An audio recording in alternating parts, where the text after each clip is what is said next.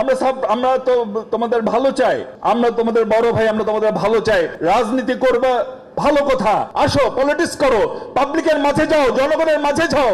কই তোমরা তো দেখি LGD office, facilities office, city corporation office, ঠিকাদার অফিস, এগুলো কি?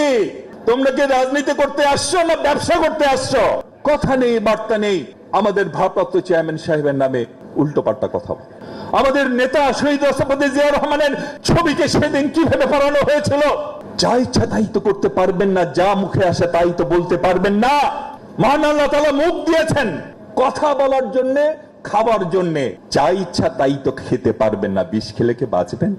মুখ দিয়েছেন কথা বলার জন্য, সেই মুখ দিয়ে যা তা বলতে পারবেন না। বিএনপি যেন গরিবের সুন্দরী বউ, সবার ভাবি, চান্স পালেই খোঁচা মারে। আমরা ঐক্যের স্বার্থে, দেশের স্বার্থে একটু ভদ্র হয়ে গেছি।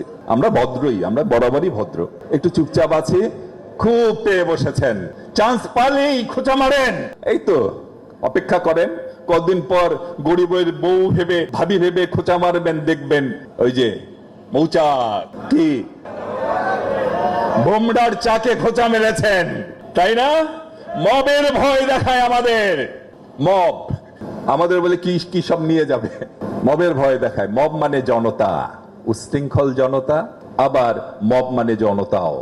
আমাদের মবের ভয় দেখান। আরে ভাই, আমরা তো মব গায়ে দেই, আমরা মব মাথায় দেই, আমরা মব নিয়ে ঘুমাই, আমরা মব নিয়ে উঠি।